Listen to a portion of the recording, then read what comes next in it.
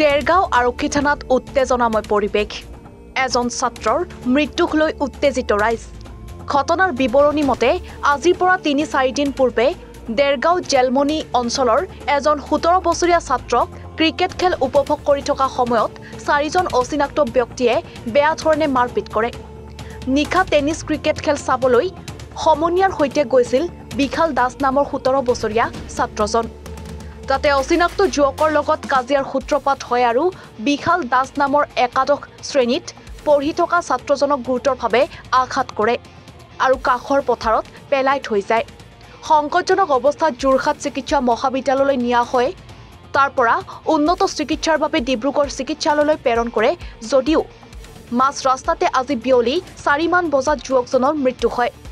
মৃতদেহটো মৰাণৰ পৰা দেৰগাঁও থানালৈ লৈ আহে স্থানীয় ৰাইজে আৰু মৃতদেহটো দেৰগাঁও আৰক্ষীয়ে দেৰগাঁও সামূহিক চিকিৎসালয়লৈ লৈ যায়।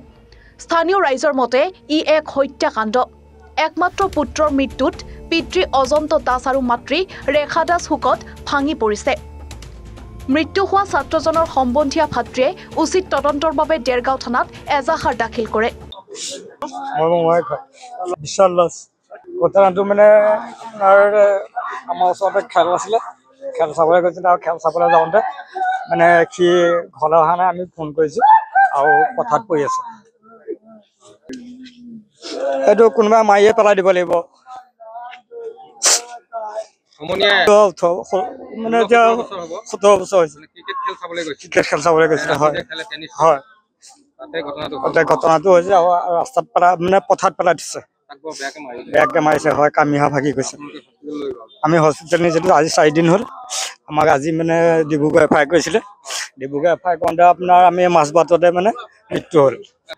যোৰহাট আমাৰ এখন মেডিকেল কলেজত। এতিয়া দুখ পাইছে মানে আমাক ইমাৰ্জেঞ্চিকে আজি নিবলৈ কৈছিলে। আমি লৈ গৈছিলোঁ মানে ৰাস্তাতে ঢুকাল। মোৰ মোমাইক হয়।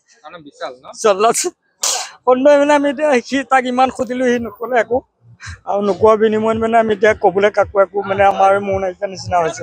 মাৰি পেলাই দিছে। হয়, মানে যোৱা বছৰ মেট্ৰিক দিছিলে। যোৰহাট চিভিলত নহয়, মানে যোৰহাট চিভিলৰ পৰা আমি ডিব্ৰুগড় মেডিকেল নিছিলোঁ। ৰাস্তাতে ঢুকাইছে। মোমাইক হয়।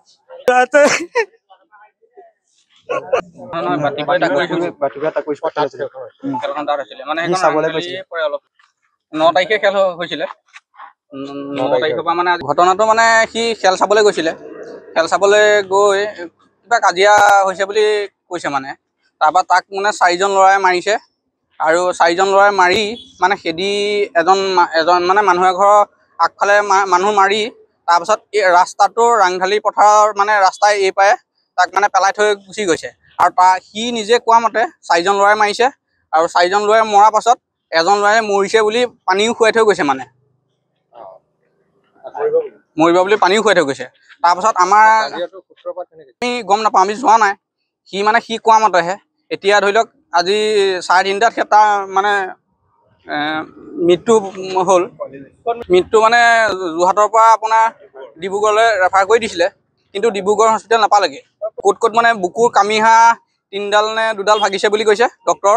আৰু মানে আপোনাৰ আচলত মাৰিছে তো সি বহুত দুখ পাইছে আৰু পেটত মানে তেজটো মানে ব্লক হৈ আছে বুলি কৈছিলে ডক্টৰে। সেইটো একদম মাৰ্ডাৰে হয়। দেৰগাঁৱৰ পৰা ভূপেন শইকীয়াৰ ৰিপৰ্ট, এনিভাৰত 24।